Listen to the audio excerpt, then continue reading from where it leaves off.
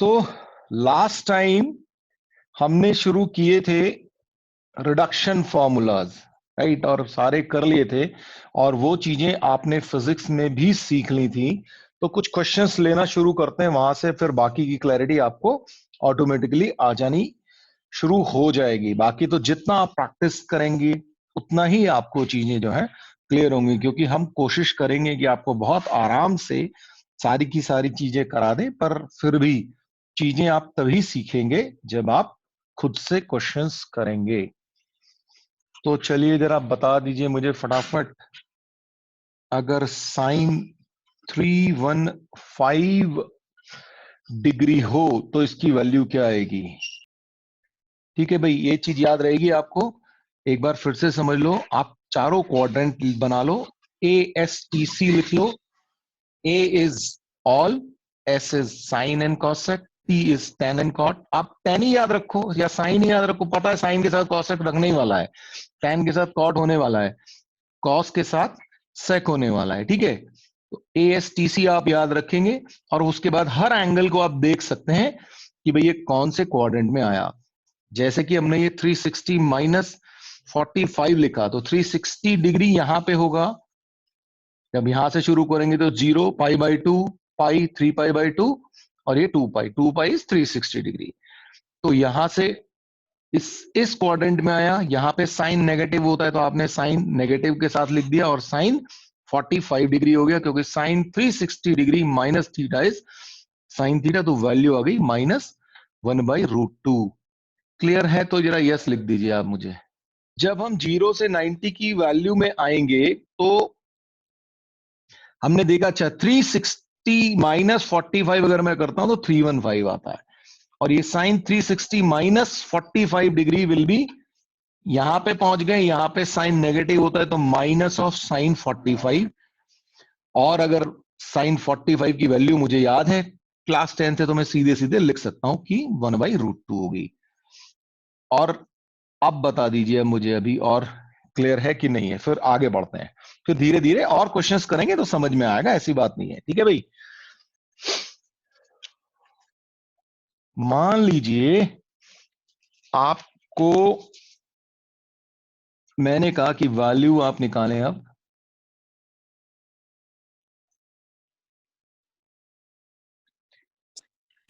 Sign 120 degree की। ठीक है, साइन 120 डिग्री। अब आप जरा ध्यान से समझिएगा कि कोशिश ये करनी है कि आप 180 माइनस थीटा वाले फॉर्मेट में रहें आप। क्यों? क्योंकि आप जब 90 प्लस थीटा में जाते हैं तो ये तपन सर ने भी बताया होगा आपको फिजिक्स में कि यहां पे जब आप मूव करते हैं तो आपका साइन, तो आपको कोशिश ये करनी है कि आप 180 माइनस थीटा में जाएं। आप जो है 90 प्लस थीटा में खेलने की कम से कम कोशिश करें। क्यों? एक तो चक्कर क्या होता है कि वहां पे आपको चेंज करने पड़ते हैं, साइन कॉस में बदलेगा, कॉस साइन में बदलेगा। जब 180 माइनस थीटा में आप चलते हो तो क्या होता है, मतलब बेसिकली हॉरिजॉन्टल लाइन पे आप मूव करने की कोशिश करो तो आपके लिए आसान होगा। कर तो आप वहां पे भी कर सकते हो। अब जैसे कि साइन 120 डिग्री है, ठीक है, अब साइन 120 को मैं दो तरीके से सॉल्व कर सकता हूं। एक तो मैं लिख सकता हूं साइन 90 प्लस 30 डिग्री, और दूसरा मैं लिख सकता हूं साइन 180 माइनस 60 डिग्री। ठीक है भाई, दोनों ही तरीके से 90 प्लस 30 भी 120 होता है और 180 माइनस 60 भी 120 होता है, तो मैं दो तरीके से लिख सकता हूं। अब जब मैं 90 प्लस 30 करूंगा तो साइन 90 प्लस थीटा वाले मेथड में जाना पड़ेगा, और वहां पे क्या होता है, वहां पे आपका कॉस आ जाता है ना। साइन 90 प्लस 30 यानी कि कॉस थीटा, यानी कि कॉस 30, और कॉस 30 की वैल्यू कितनी होती है आपकी, √3/2। साइन 180 माइनस 60, आप 180 रिडक्शन में साइन साइन ही रहता है, और क्योंकि सेकंड क्वाड्रेंट में आप हैं 180 माइनस 60 इसी सेकंड क्वाड्रेंट में आएगा, यहां पे साइन में पॉजिटिव होता है, तो इसलिए आपका आंसर क्या आएगा, साइन 60 डिग्री और साइन 60 डिग्री भी √3/2 होता है। तो यहां से देखिए आपको बिल्कुल क्लियर, आंसर में कोई फर्क नहीं आएगा, पर आपको आसानी हो जाती है भाई। अच्छा, भूल जाते हैं नहीं तो कई बार बच्चे ना कि अरे यार ये 90 प्लस थीटा में तो चेंज करना था, साइन की जगह कॉस करना था, वो आप भूल गए। ऐसे ही आप 3π/2 प्लस करोगे या 3π/2 माइनस करोगे, यानी कि 270 प्लस और 270 माइनस करोगे तो फिर से आपको साइन और कॉस में चेंज करना पड़ेगा। तो इसलिए कोशिश ये करो कि आपकी जो, अनलेस बिल्कुल ही फंस जाओ तो बात अलग है, अदरवाइज आप 180 प्लस थीटा, 180 माइनस थीटा, 360 मतलब हॉरिजॉन्टल लाइन के आसपास घूमने की कोशिश करनी है आपको। अब जरा आप लोग सोचिए, कॉस 210 कैसे करेंगे आप? इसको आप क्या कर सकते हैं, 180 प्लस 30 डिग्री, 180 प्लस 30 करते ही आप कौन से क्वाड्रेंट में आ गए? थर्ड क्वाड्रेंट में आ गए। अब थर्ड क्वाड्रेंट में ए एस टी सी के हिसाब से आपका यहां पे कॉस नेगेटिव होगा, तो यानी कि माइनस ऑफ कॉस 30 डिग्री। और कॉस 30 डिग्री कितना होता है? -√3/2। और कुछ सोचें, कॉस ऑफ -480 डिग्री, इसको क्या करेंगे जरा बताइए। अच्छा जी, कॉस ऑफ माइनस थीटा क्या होता है पहले तो? Cos of minus theta is equal to cos theta, ये तो हमको पता ही है। तो इसका मतलब कॉस ऑफ 480 कितना हो गया? -480 इज कॉस ऑफ 480। ठीक है, अब इसको रिड्यूस करने की कोशिश करते हैं। तो कॉस ऑफ 480 इसको मैं कैसे लिख सकता हूं जरा ये बताइए। इसको सोचो अब जरा, कॉस ऑफ 360 प्लस 120 डिग्री लिखा जा सकता है। कॉस ऑफ, यस वो भी लिख सकते हैं जी। कॉस ऑफ 360 प्लस थीटा क्या होता है? 360 प्लस थीटा क्या हो जाता है भाई?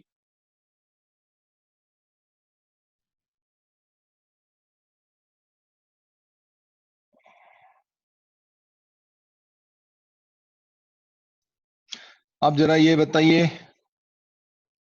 10 ऑफ 19π/3, इसका क्या कर सकता हूं मैं? भाई देखो, इसको आप कैसे लिख सकते हो, 10 ऑफ 6π प्लस π/3, इनको ऐड करोगे तो 19π/3 आ जाएगा। अच्छा, 6π देखते हैं, ठीक है। ये जीरो घूम के आए 2π, फिर घूम के आए 4π, और फिर घूम के आए 6π। यहां पे 6π आ गया, और 6π प्लस π/3 यानी कि फर्स्ट क्वाड्रेंट में पहुंच गए आप। अब फर्स्ट क्वाड्रेंट में आप जैसे ही पहुंचे, आपके पास क्या आ गया? 10 पॉजिटिव होता है, तो यानी कि 10π/3, और 10π/3 कितना होता है? √3। क्लियर है भाई? एक और बता दो, साइन ऑफ -11π/3, इसको क्या करेंगे? भाई पहले तो sine minus theta, sine of minus theta क्या होता है आपका? Is equal to minus sine theta, तो उसको यूज किया, तो ये आ गया माइनस ऑफ साइन 11π/3। अब इसको फर्दर ब्रेक करते हैं, तो क्या आ जाएगा? 4π माइनस π/3 करेंगे तो क्या आ जाएगा? 11π/3। अब 4π/3 कहां पे आएगा? ये जीरो, एक 2π, फिर 4π, और माइनस किया तो यहां पे पहुंच गए आप, यानी कि कहीं यहां पे पहुंच गए, यानी कि आपका फोर्थ क्वाड्रेंट हो गया। फोर्थ क्वाड्रेंट में साइन नेगेटिव होता है, तो माइनस ऑफ, एक तो था ही पहले माइनस, सॉरी इसको ऐसे लिख देते हैं,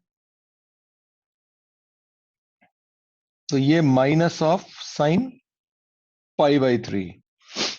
तो इसका मतलब ये माइनस माइनस कैंसिल हो गए आपके, और साइन पाई/3 आपको पता ही है √3/2 होता है।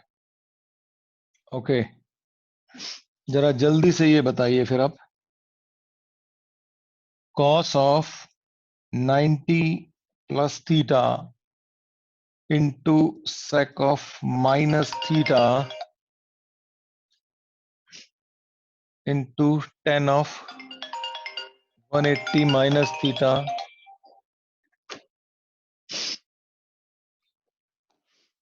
sec of 360 minus theta sine of 180 plus theta cot of 90 minus theta. जरा इसकी वैल्यू बताइए आप लोग। हाँ जी, cos of 90 plus theta, 90 plus theta कौन से में आ गए आप, सेकंड क्वाड्रेंट में। सेकंड क्वाड्रेंट में cos नेगेटिव होता है, और 90 प्लस थीटा में जाते ही आप साइन में आ जाते हैं, तो ये हो गया minus sine theta. sec of minus theta is sec theta, तो ये sec थीटा।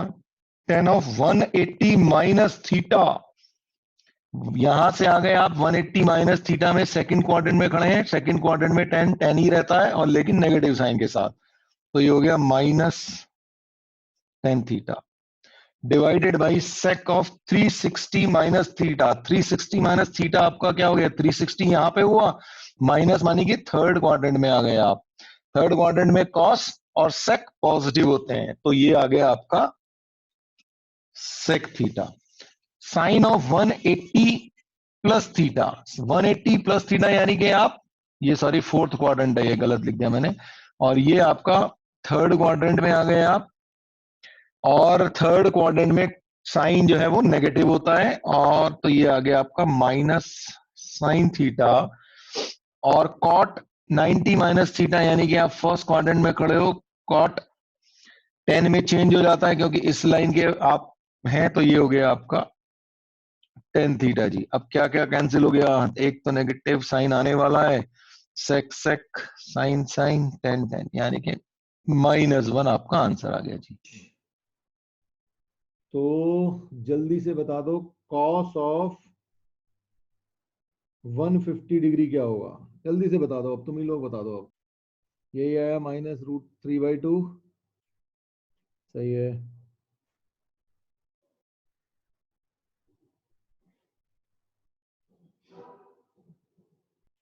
हाँ जी, क्वेश्चन है cos of 10 degree plus cos of 20 degree plus cos of 30 degree and so on up to cos of 170 degree. तो इसकी value थोड़ा सा बताएं आप, क्या आएगी।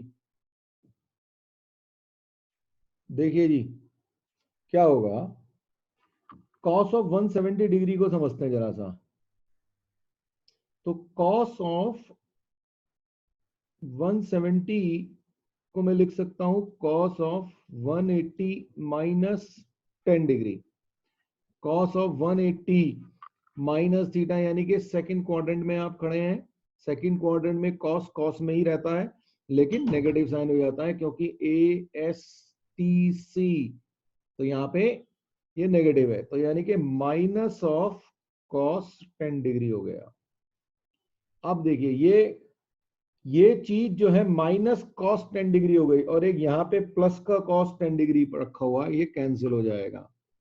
बिल्कुल ऐसे ही यहाँ पे cos 20 डिग्री है, और इससे जस्ट पहले यहाँ पे cos ऑफ 160 डिग्री रहा होगा, तो 160 और 20 डिग्री फिर से यही करेंगे। तो एक बार और देख लो, cos ऑफ 160 डिग्री हम लिख सकते हैं cos ऑफ 180 माइनस 20 डिग्री, यानी कि माइनस ऑफ cos 20 डिग्री, तो ये आपस में कैंसिल हो जाएंगे। तो ये टोटल जो है 17 है, तो इसमें से एक बीच में आपके पास cos 90 रहा होगा। cos 90 की वैल्यू वैसे ही 0 होती है, और बाकी के सारे पेयर्स जो हैं ये आपस में कैंसिल हो जाएंगे, तो आपका जो आंसर आएगा वो क्या आएगा, 0 आ जाएगा। और ये ध्यान रखिएगा, अब यहां से आपको पता होना चाहिए सप्लीमेंट्री एंगल आपको हमेशा देखने हैं, ठीक है, always look for supplementary angles. कभी भी आपको मिले ना तो आप बना के पहले देखने की कोशिश करो, यार ये कहीं सप्लीमेंट्री एंगल तो नहीं बन रहे। अगर बन रहे हैं तो फिर आपको चीजें बहुत जल्दी से क्लियर होनी शुरू हो जाएंगी। तो आगे से ध्यान रखिएगा, जब भी आप ट्रिग्नोमेट्री कर रहे हो तो थोड़ा सा दिमाग में आना चाहिए, अच्छा कहीं सप्लीमेंट्री तो नहीं हो रही है चीजें, तो आपके लिए आसान हो जाएगा। 10 pi by 11 plus 10 2 pi by 11 plus 10 4 pi by 11 plus 10 7 pi by 11 11 plus 10 9 pi by 11 plus 10 pi by 11। इसकी वैल्यू बताइए जरा।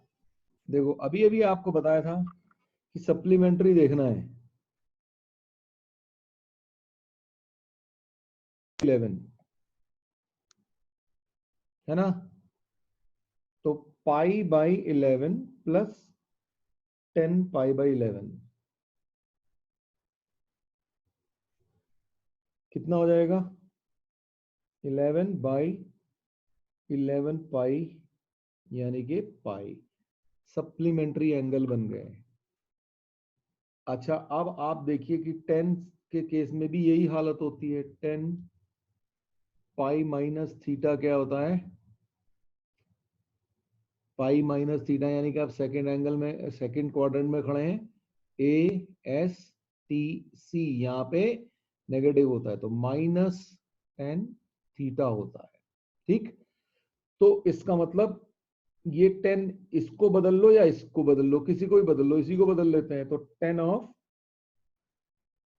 9 पाई बाई 11 जो होगा वो आप कैसे लिख सकते हैं? 10 of pi minus pi by 11 आप देख भी सकते हैं कैलकुलेशन करके, तो ये 10 आ रहा है, तो ये हो जाएगा माइनस ऑफ 10 पाई बाई 11।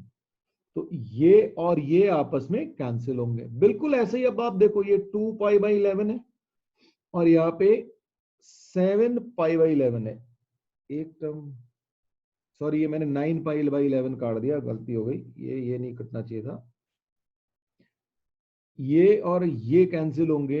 ऐसे ही 2 पाई बाई 11 और ये 9 पाई बाई 11, इन दोनों का सम भी आपको पाई दे रहा है, ये भी सप्लीमेंट्री हो गए, तो ये भी आपके कैंसिल हो जाएंगे। बिल्कुल ऐसे ही 4 पाई बाई 11 और 7 पाई बाई 11, इन दोनों का सम भी पाई है, तो ये दोनों भी कैंसिल हो जाएंगे। तो आपका आंसर क्या आ जाएगा? 0। ये फंडा क्लियर हुआ कि नहीं हुआ? तो आगे से देखो, फिर हमेशा याद रखना है कि सप्लीमेंट्री एंगल्स जल्दी से चेक कर लीजिए और अपने दिमाग को पाई में खेलना सिखा दो, पाई पाई का हिसाब ले लो, नहीं तो बहुत दिक्कत होने वाली है। वहां पे बार बार अगर आप कन्वर्जन में लग गए कि मैं पाई को 180 कर देता हूँ फिर इससे एंगल निकाल लेता हूँ, तो फिर आप यही करते रह जाओगे, क्वेश्चन सॉल्व नहीं होंगे आपके। और 2 दिन लगते हैं बस, क्वेश्चंस करो, याद अपने आप हो जाएंगी सब चीजें। तो यहां से हमने क्या सीख लिया कि भाई अगर 10 और कॉस हो और अगर वहां पे सप्लीमेंट्री एंगल बन रहे हो तो वो आपस में जो है कैंसिल हो जाने वाले हैं। तो ये चीज आपको याद हो जानी चाहिए। अब इसके बाद गड़बड़ नहीं करनी है।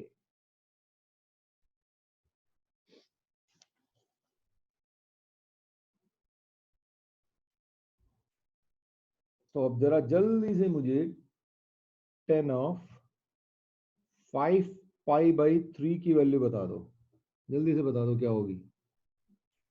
हाँ जी, 10 ऑफ 5 पाई बाई 3, तो इसको मैं कैसे लिख सकता हूं? 10 of 2 pi minus pi by 3। ठीक है भाई, कैलकुलेशन कर लो, 3 2 6, 6 पाई माइनस पाई, 5 पाई बाई 3।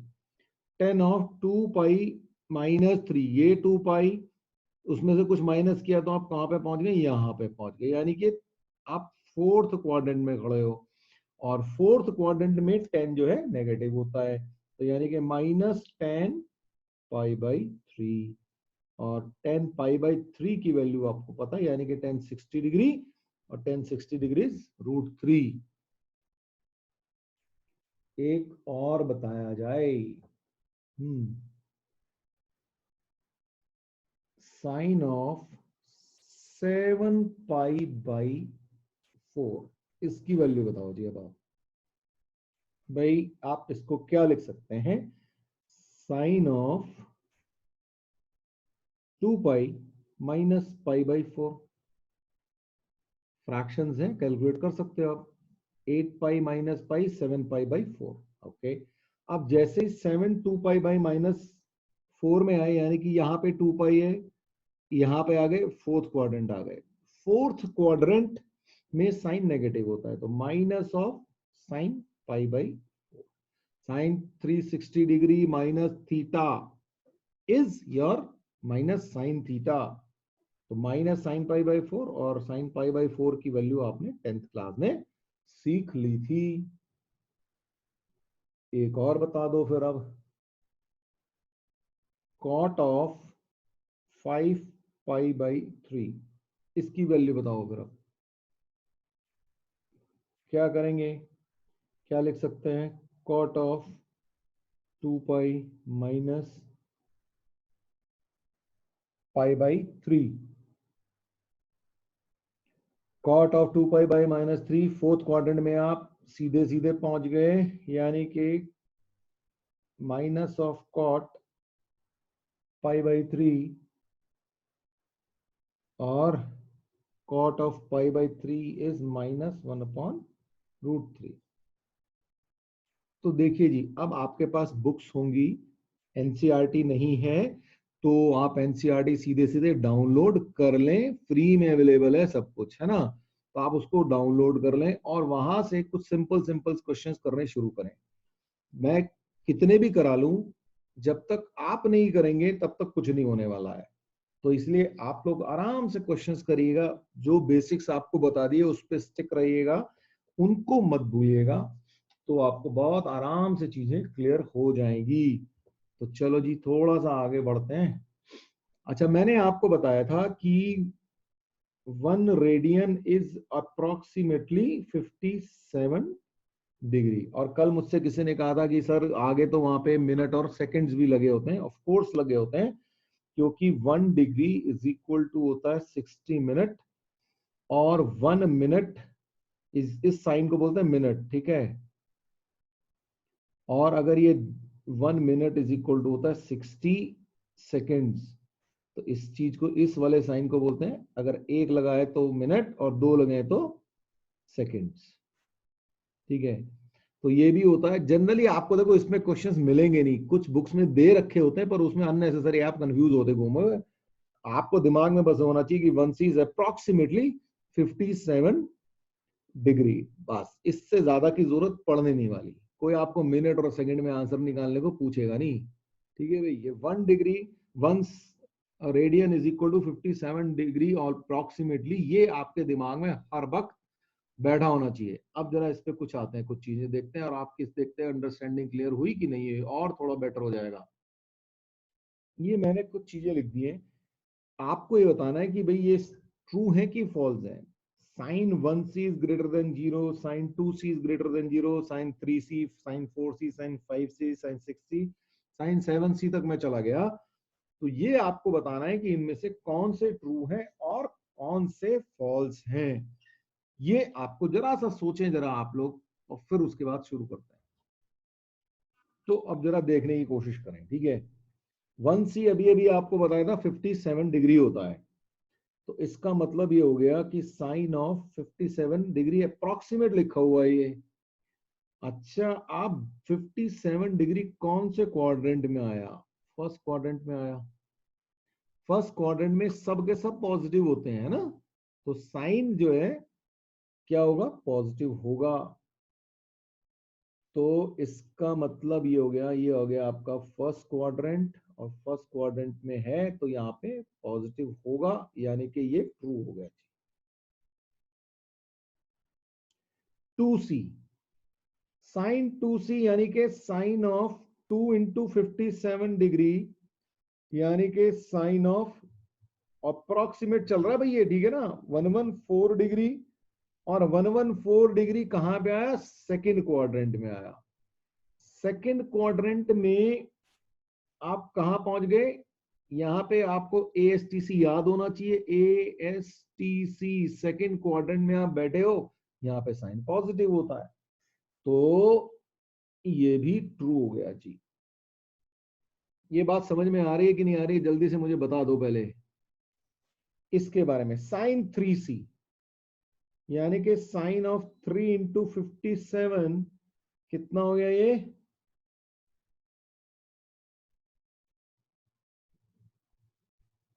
171 के आसपास, ठीक है। अब 171 कहां आया? फिर से सेकंड क्वाड्रेंट आ गया आपका ये, तो यहां फिर ये पॉजिटिव है, तो ये भी ट्रू है। अब 4C पे आ जाओ। साइन ऑफ 4 इंटू 57 कितना हो गया? Almost sign of 228 degree. 228 यानी कि 180 से ज्यादा, यानी कि यहां पे पहुंच गए आप थर्ड क्वाड्रेंट। और थर्ड क्वाड्रेंट में साइन क्या होता है? नेगेटिव होता है। तो क्या हो गया? ये फॉल्स हो गया जी आपका। क्लियर है? सॉरी मैंने ट्रू लिख दिया, ये फॉल्स है ना। अब 5C देखा जाए तो 5 कितना हो जाएगा? साइन ऑफ 5 इंटू 57, तो ये हो गया आपका 285। 285 कहां पे पहुंच गए आप? Fourth quadrant. और फोर्थ क्वाड्रेंट में साइन फिर से नेगेटिव, तो यानी कि ये भी फॉल्स हो गया आपका। Sign 6C, sign of 6 into 57, और ये कितना हो गया? 342। 342 यही होगा फोर्थ क्वाड्रेंट। फोर्थ क्वाड्रेंट में साइन नेगेटिव, यानी कि ये भी फॉल्स। साइन 7C, 7 इंटू 57 यानी कि साइन ऑफ 399 कहां पहुंच गए? 360 से ऊपर 399, फर्स्ट क्वाड्रेंट में आ गए अब आप। फर्स्ट क्वाड्रेंट, और फर्स्ट क्वाड्रेंट में साइन पॉजिटिव, ये भी ट्रू हो गया। अब मुझे जल्दी से बता दो ये फंडा समझ में आया कि नहीं आया तुम लोगों को? यहां से अगर हम एक इन्फ्रेंस निकालने की कोशिश करें तो हम ऐसा भी कर सकते हैं, मतलब अगर आप याद करना चाहो तो आप ऐसे सोच सकते हो। देखो 1C, 2C, 3C, 4C, 5C और 6C, ये आपके ए क्वाड्रेंट भी लिख दिए मैंने, देखो ठीक है। ऐसा भी होगा, क्योंकि बार बार कैलकुलेशन करने से अच्छा है ऐसे याद रख लो 1 2 3 4 5 6, अगर कर सकते हो तो। नहीं तो ये कैलकुलेशन तो है ही आपके पास, मल्टीप्लाई तो आप हर बार कर सकते हो। मतलब just to reduce your reaction time you can remember this as well। 1C, 2C, 3C, और कहां कहां पे ये पहुंच रहे हैं, कैलकुलेशन आप कर सकते हैं बड़े आराम से, ठीक है जी। अब इसके बाद तुरंत अब आप मुझे बता सकते हैं कि नेक्स्ट केस में क्या होने वाला। ठीक है भाई, अब आपके सामने रखा हुआ है cos of 1C, 2C, 3C, 4C, 5C, 6C और 7C। अब आप फटाफट मुझे बता दो कौन सा ट्रू कौन सा फॉल्स। अब सोचो जल्दी से। अभी जैसे कि मैंने आपको बताया था, आप फटाफट लिख लो 1C, 2C, 3C, ये 4C, ये 5C और ये 6C। अब कॉस कहां कहां पे पॉजिटिव होता है? यहां पे पॉजिटिव होता है, तो बस कहानी खत्म हो गई। ये ट्रू, ये ट्रू, ये ट्रू, और ये जो है आपका ये 7th फर्स्ट में पहुंच जाता है, तो ये भी ट्रू, तो बाकी के फॉल्स।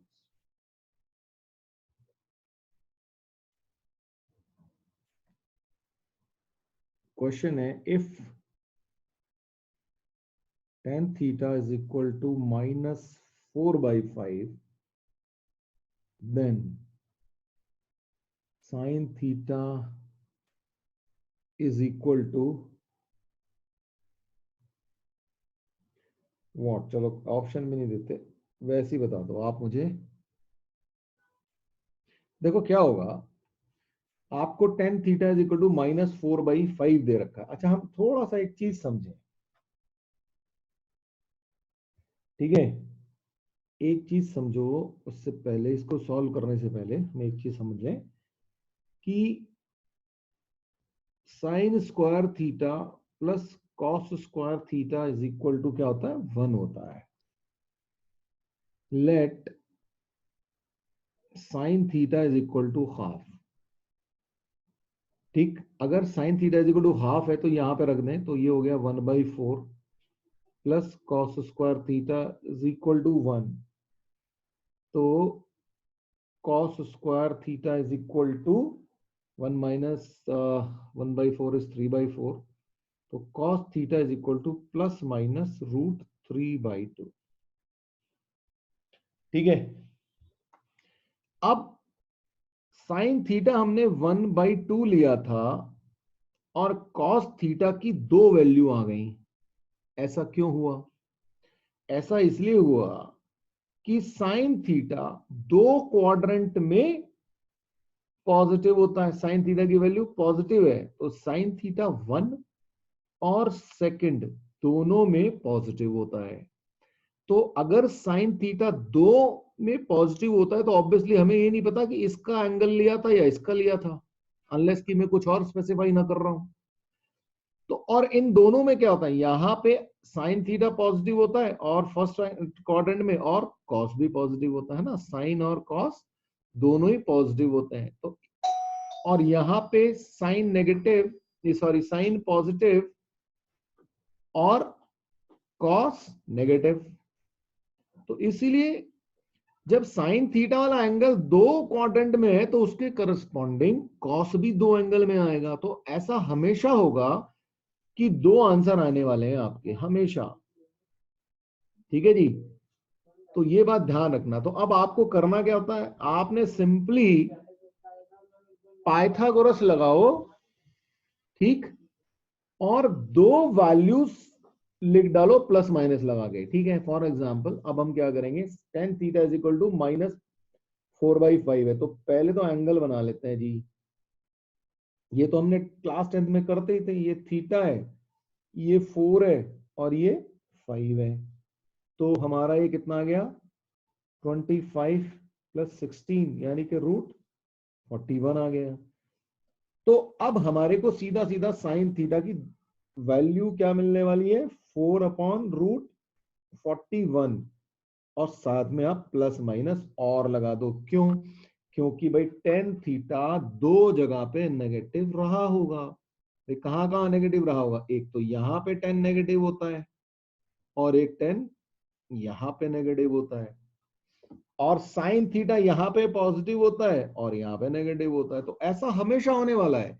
तो बस आपने क्या करना है, पाइथागोरस लगानी है और प्लस माइनस करके दो आंसर दे देने। ये बात समझ में आ गई कि नहीं आ गई, बता दो मुझे।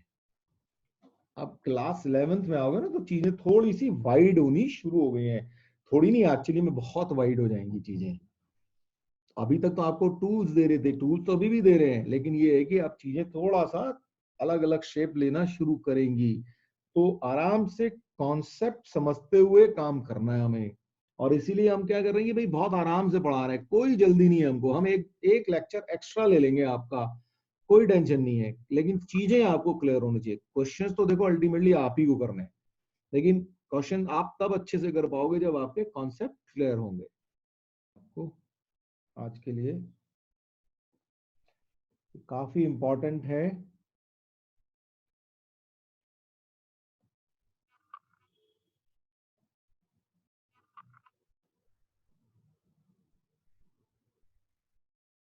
आपसे कहा गया कि sine theta is equal to 0 है। ठीक है, अब साइन थीटा अगर आपके पास 0 है तो आपको बताना है कि भाई थीटा क्या क्या हो सकता है, ये आपको सोचना है। मैं जरा सा फिगर बना देता हूं। अब देखिए जी, साइन थीटा आपका 0 है। अब साइन थीटा 0 कहां पे होता है?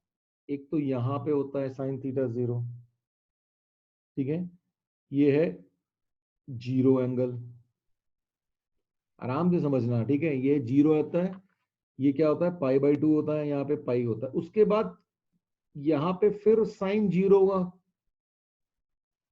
होगा कि नहीं होगा ये बता दो मुझे। ये यहाँ पे 0, फिर उसके बाद पाई पे 0, फिर घूम के आए, फिर 2 पाई पे 0, फिर घूम के यहाँ गए, फिर 3 पाई पे 0, फिर घूम के आए, फिर 4 पाई पे 0, और फिर घूम के आए तो 5 पाई पे 0। तो हो क्या रहा है, 0, 2 पाई, 3 पाई, 4 पाई, 5 पाई, 6 पाई, यानी कि मैं ये कह सकता हूं कि theta is equal to n pi where n belongs to integer. ये बात समझ में आई कि नहीं है ये बता दो। तो अब आप देखो n की अलग अलग वैल्यू रखनी शुरू कर दो। n इंटीजर है तो n आपने 0 रखा तो 0 पे बैठे हो, 1 रखा तो पाई पे यहां आ गए, 2 रखा तो यहां आ गए, 3 रखा तो यहाँ, उल्टा भी चला सकते हो, नेगेटिव इंटीजर में भी जा सकते हो आप, 0 -पाई, -2 पाई, -3 पाई, जनरली ये भी आप जा सकते हो ना, क्योंकि तब आप उल्टा घूमना शुरू कर दोगे इधर से इधर को, लेकिन अल्टीमेटली होगा ये, इसीलिए ये एक जनरलाइज्ड सॉल्यूशन है। अच्छा, अब ये जो मैं करा रहा हूं ना, तो ये आपको याद रहने चाहिए भाई, ये बिल्कुल अगर आपको याद रहेंगे तो बहुत लाइफ आपकी इजी रहेगी। बहुत देखो ट्रिग्नोमेट्री में बहुत ज्यादा फॉर्मूलाज हैं, लेकिन ऐसा नहीं है कि वो सब आप डिराइव ही कर सकते हो बहुत आराम से। देखो ये जैसे ये हमने डिराइव ही किया है, ऐसा कुछ तो है नहीं, या आप ऐसा सोच सकते हो। और सबसे बढ़िया तो है ये, इस सर्किल को ध्यान रखो, सर्किल अगर आपको ध्यान है तो आपको बहुत सारी चीजें आराम से आप कर पाएंगे। चलिए जी, अगला देखते हैं। cos theta is equal to 0, then theta is equal to what? है ना, cos theta is equal to 0, तो theta is equal to 2n plus 1 π/2, क्योंकि देखो n इज इक्वल टू 0 रखोगे तो क्या आ जाएगा, और यहाँ पे फिर से लिख देते हैं n belongs to integers, n is equal to 0 रखोगे तो क्या आ जाएगा π/2, n इज इक्वल टू 1 रखोगे तो 3π/2, फिर 2 रखोगे तो ऐसे आप घूमते जाओगे। या आप ऐसा भी कह सकते हो कि 2n -1 π/2, ये भी चलेगा, तो कोई एक याद रख लेना आप, तो ये भी आपको याद होना चाहिए। अब आते हैं नेक्स्ट पे। अगर आपके पास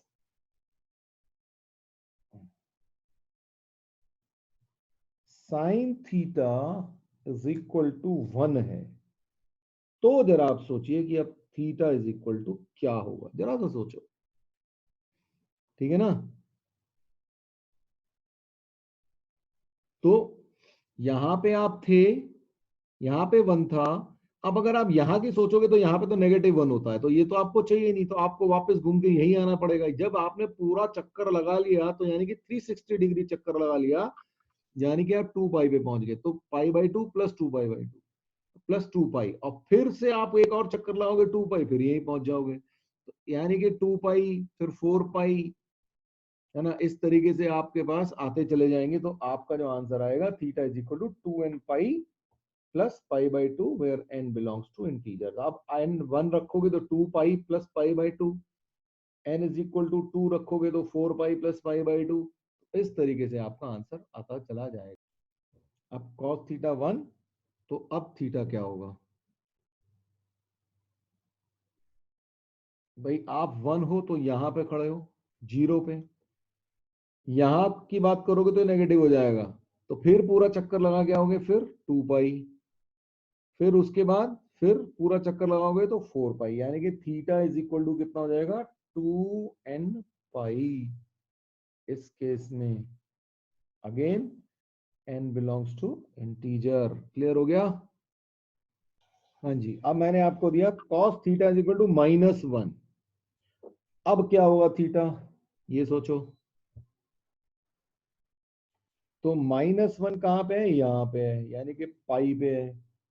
फिर आप फिर घूम के आओगे पूरा चक्कर, फिर यहाँ पे आ जाओगे, फिर 2 पाई फिर ऐड हो जाएगा, फिर एक और 2 पाई ऐड हो जाएगा। तो इसका मतलब theta is equal to 2n+1 pi.